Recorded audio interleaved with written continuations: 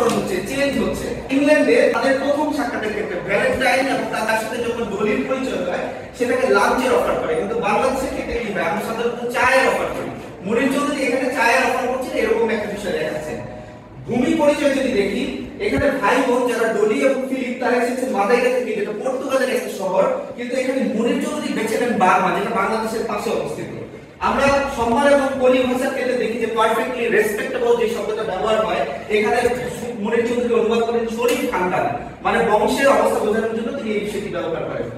গ্লোরিয়ার পরিচয়ের ভাষা ক্ষেত্রেও লেখক কিছু পরিবর্তন এনেছেন, যেখানে ইংরেজি নাটকের মধ্যে আছে নেচারস মাস্টারপিস, লার্নিং ডটার, মাদারের প্রাইড, বিউটিস প্যারাগন। বাংলা রূপান্তরের ক্ষেত্রে আমরা দেখি যেটি প্রকৃতির অপূর্ব সৃষ্টি, যেমন রূপসী তেমনি বিদুষী, রূপের রানী, বাংলায় এইসব শব্দ আমরা ব্যবহার করি।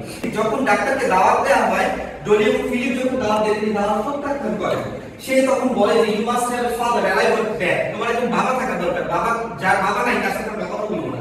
কিন্তু বাংলা নাটকে লেখক হুবহু প্রায় একই অনুবাদ করেন, কিন্তু বাংলা আমরা যারা বাংলা ভাষাভাষী মানুষ আছি বা এই সাংস্কৃতিক পরিমণ্ডলে আমরা মনে হয় কাউকে বাবা আছে কি না এটা দিয়ে তার সাথে লাগছে যাবো কি যাবো না এটা হয়তো নির্ধারণ করি না। আমরা আমার গবেষণা প্রবন্ধে এটি বলার চেষ্টা করেছি। ক্যাপ্টন আছেন, ক্যাপ্টন বলছেন যে গুড হাইট টিচিং ম্যানার্স, আমার বাবা আমাকে ম্যানার শিক্ষা দিয়েছিল। বাংলা নাটকে আমরা দেখি বাচ্চারা দুষ্টামি করে তিনি বলছেন যে একটাও হার আস্ত রাখতেন না, যেটা আমরা বাংলায় এটা ব্যবহার করি সবসময়।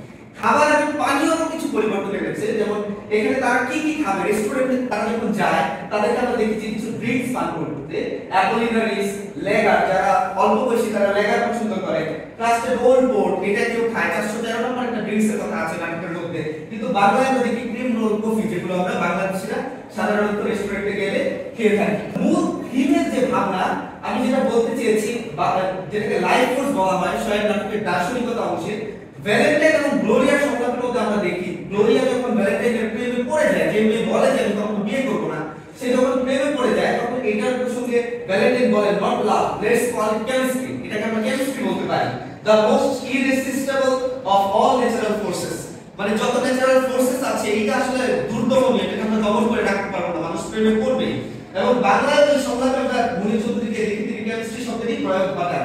একটা সমালোচক যেটা বলতে চেয়েছেন, শস নিউ উমেন, যে নারীটা নতুন ভাবে নিজেকে গড়তে চায় অথবা নতুন ভাবধারার সাথে গড়তে চায়, সে আসলে ওইরকম থাকতে পারে না। she wasn't an independent soul, সে আসলে স্বাধীন সত্তা ছিল না, তাকে একটা পুরুষের প্রেমে পড়তে হয়। আর বাংলা থেকে আমরা দেখি যে রিজিয়া, সে বাঙালি যে শিক্ষিত যুবতীর অহংকার, সে চুমুর পর স্বীকার করে নেয় আমার অনেক দিনের গর্বকে তুমি চূর্ণ বিচূর্ণ করে দিয়েছো।